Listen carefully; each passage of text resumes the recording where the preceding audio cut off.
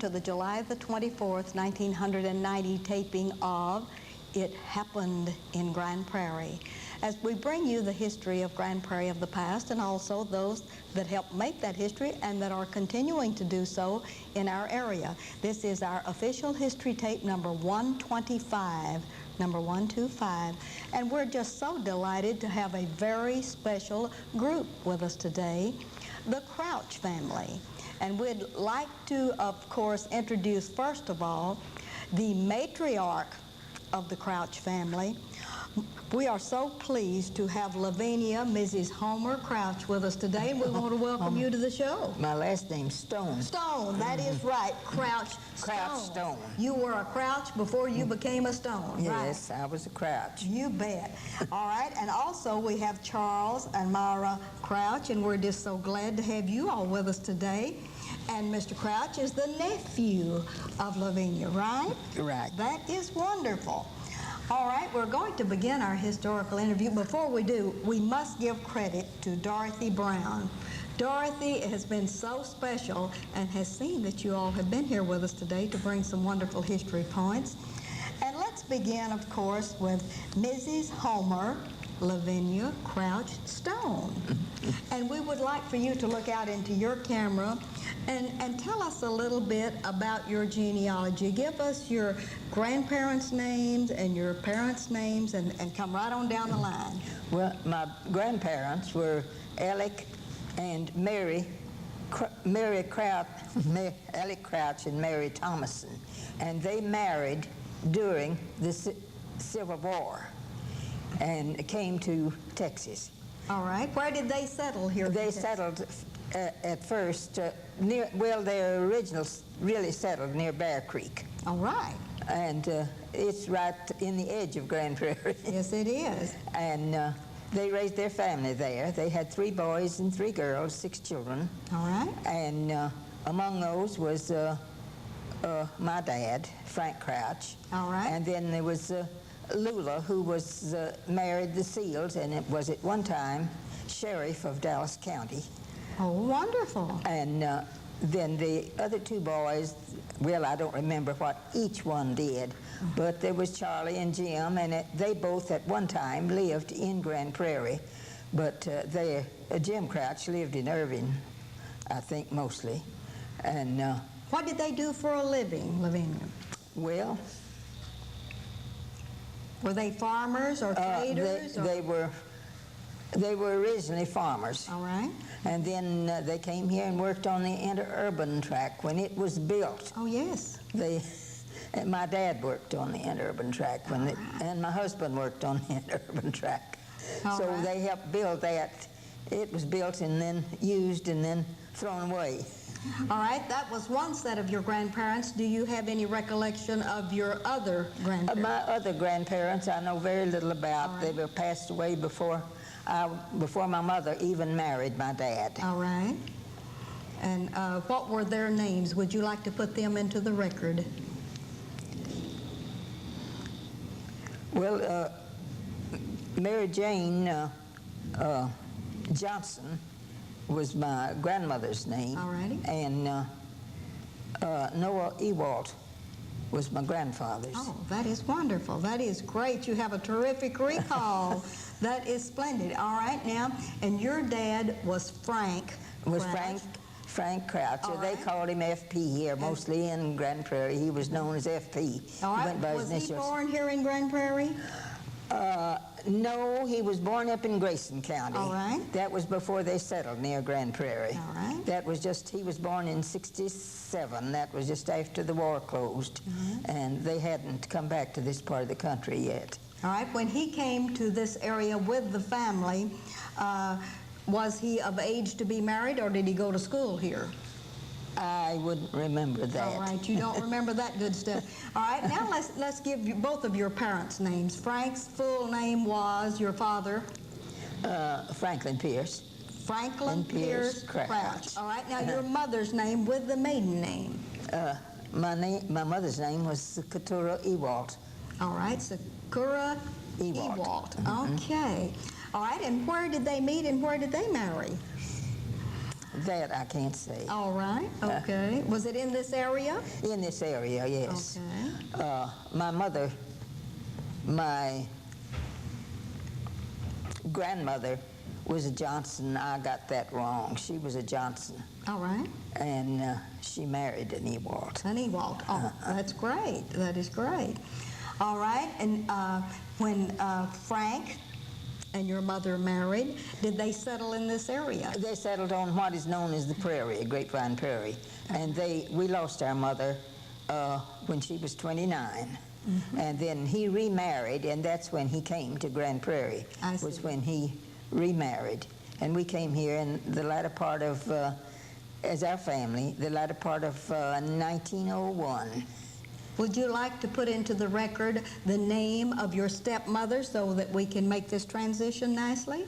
She was Letty Wilson from Tennessee. All right. And did they settle around the Bear Creek area then? They were on the Prairie, where my father was for a year, and then they settled in Grand Prairie, and Grand Prairie was their home. All right. From then on, my father and my stepmother lived in Grand Prairie. All right, and where were you born, Lavinia? I was born just a little away from Sowers, you know, that's out on towards the Prairie, and it was right close to Sowers was where I was born before. Would you like to give us your magic birthday? April the 14th. 97, don't let me get it wrong. That is wonderful. That is great. And you were born to Frank and his first wife, but tell me if you had brothers and sisters, and if you'd like to name those, and your half-brother or sister, if you had any. I had 2 sisters and 2 brothers and a half-brother. My sisters was Mary Jane and Pearl was the second girl, and my older brother was Noah, and then his dad, Alan, and then my half-brother, Brian, which everybody, I think, knew for a long time in Grand Prairie, because he was born here and lived his life here. And that's Brian Crouch. Brian Crouch. Oh, that is wonderful. And he was your baby half-brother. Half-brother, which he never wanted to be known as half-brother. No, he was my brother. He was your real brother, wasn't he? Yeah, he was my brother. You bet. All right.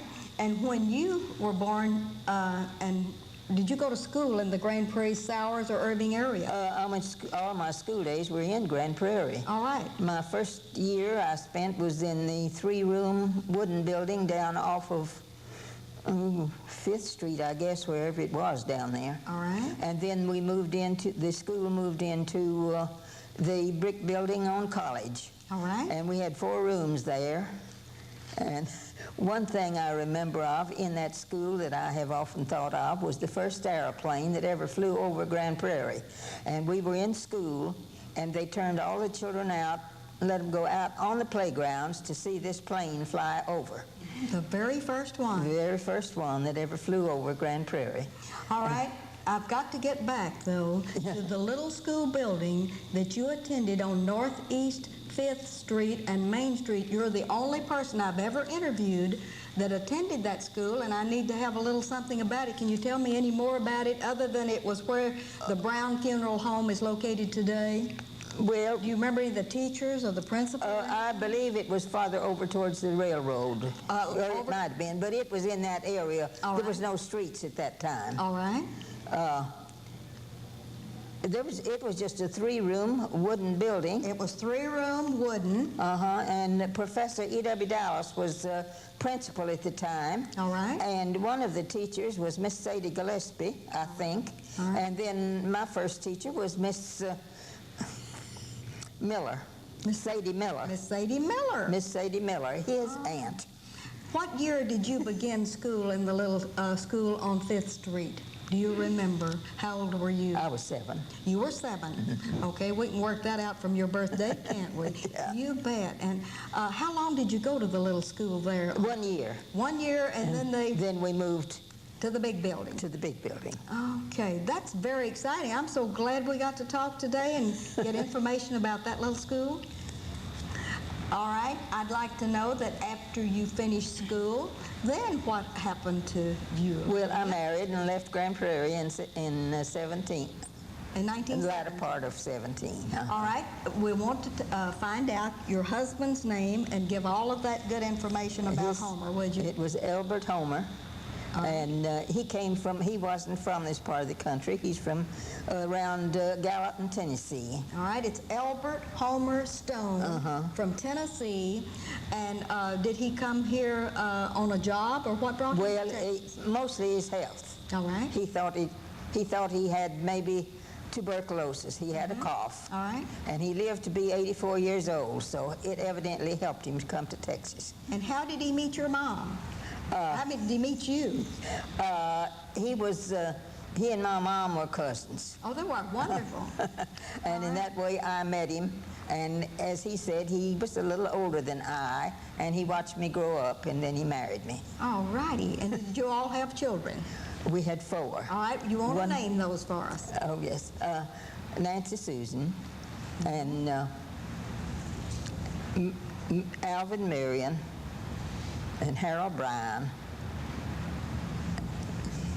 and Albert Homer. Albert Homer. Okay. Now, of course, we'd like to know a little bit about where you moved to from Grand Prairie. Oh, we spent most of our time in Oak Cliff. In Oak Cliff, in that area. In that area. All right. What did Homer do for a living? He worked for the Railway Express. All right. Okay, that is great.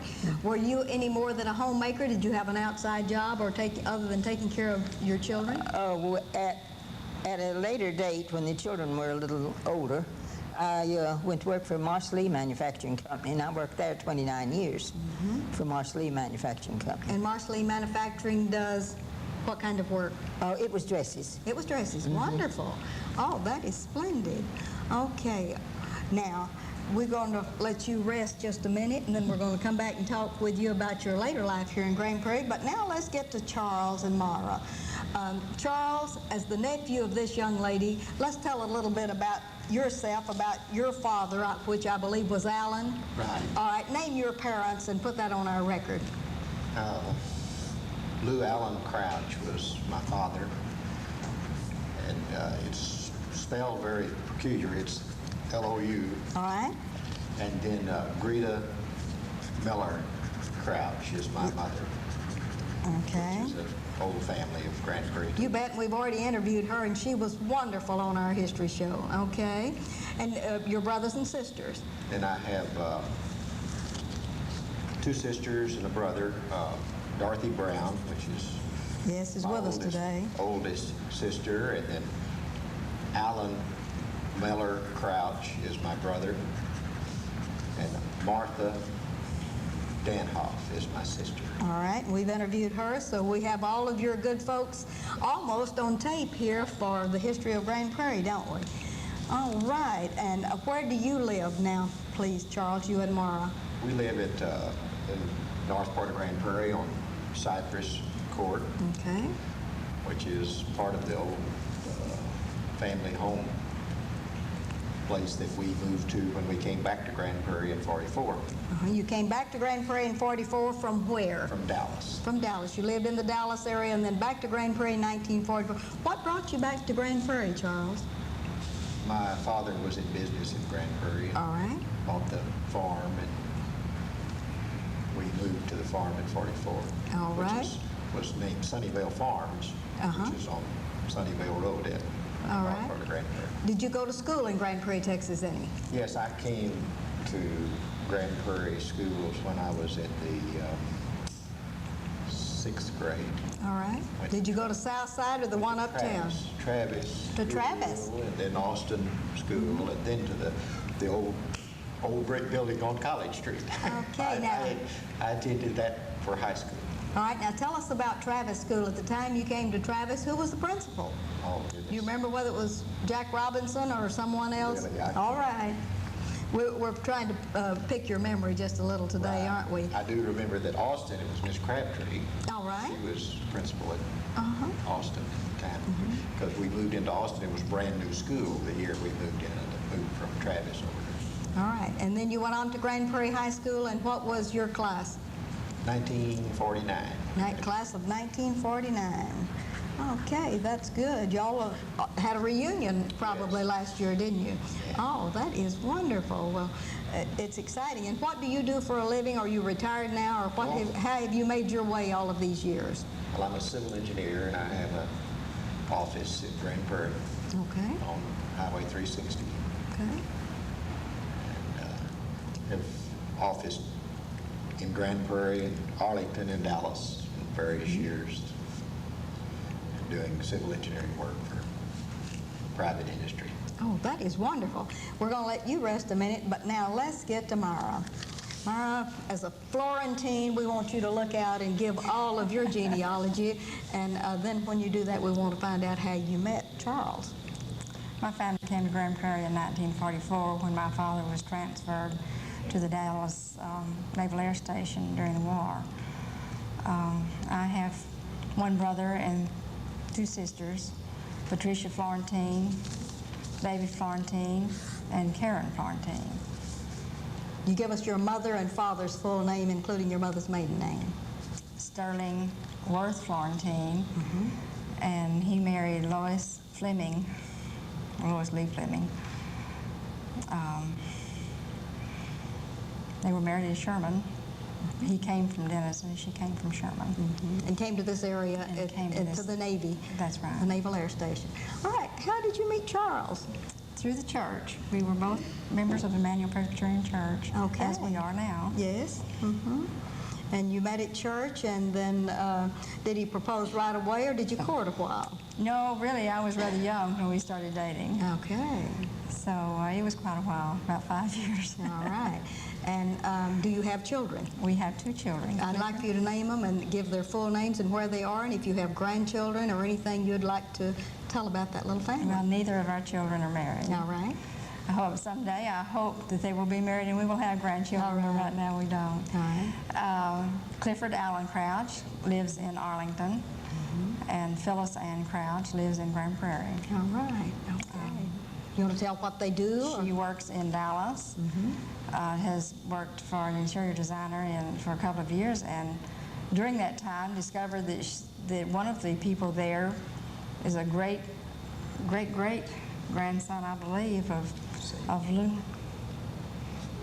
Lula. Which was I believe. originally Anyway, a Crouch. distant cousin. How wonderful. It just happened upon that one day. Okay. Our son does drafting, engineering drafting, and right now is employed by a man in Plano. That's wonderful. Well, we're glad. Did you go to Grand Prairie schools? Yes, I All right. graduated the year 1955. 1955. You want to name drop anything special, like a special teacher or someone that really No. inspired you while you were there? I don't know of anything extra special. Okay. And following school, you married. Do you have any sort of career? I am personal secretary to a lady in Dallas. That is great. That is wonderful. All right, we're going to take just one moment out, and we're going to show your great-grandparents. No, they're my grandparents. That's your grandparents. All right, That's my grandparents. Let's you and I hold that up and see if we can get the camera. We have to hold it very still and see if we can get the camera to pick up your grandparents. And what are your grandparents' names?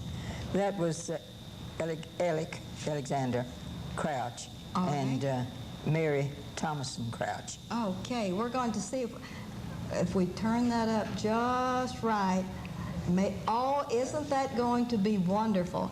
Now, that's them on tape. Now, that's your grandparents. Now, let's see if we can do the same with your parents. And this one is really light, but we want to try very desperately to get your parents on there. And give us their names one more time. That was Keturah and Keturah Ewalt and Frank Crouch. Oh, that is great. All right, now we have your little family before your half-brother was born. And if we can get that one, we're going to get, isn't that splendid? Now that's all of the kiddos. And I'm the little one sitting in the chair. You're the baby doll. Oh, how wonderful. And we have, while you're holding that, we have one more that we're going to put over that. And this is the one that has your little half-brother that says he's really a full brother. Yes, And it Yes. has Charles's dad in it, too. All right. Which one is Charles's dad? The one standing. All right. Okay. That is great. Now, we have all that memorabilia documented, but I want to know about this, whatever this kind of gun is right here. Does anyone want to talk about that? Can you talk about the gun, Charles? I don't know All much right. about the gun. It just All hung right. in our dining room. All right. This is the one that we have that was a very exciting. It is called a cap and ball muzzle loading rifle brought from Arkansas by Alexander Crouch to Grand Prairie. And I believe that has a hexagon barrel, doesn't it? Yes, it does. And you have to take it and muzzle load it at this end. Isn't that an exciting piece of memorabilia? Okay, and we also have down below us a picture that, where did you get this wonderful picture and who made it? My mother made it All right. and gave it to my grandmother years before I was born. All right. That is beautiful, and that's, It is you still keep that in the family Oh, yes, and treasure it? very much. Okay. Now that we've seen all the memorabilia and we've gotten almost all of the genealogy, I need to get back to Lavinia just a little bit. Would you look out into your camera, Lavinia, and we want you to talk with us a little bit about your life in Grand Prairie, Texas, and how glad you are to be back here, and, Well- and about your church work. I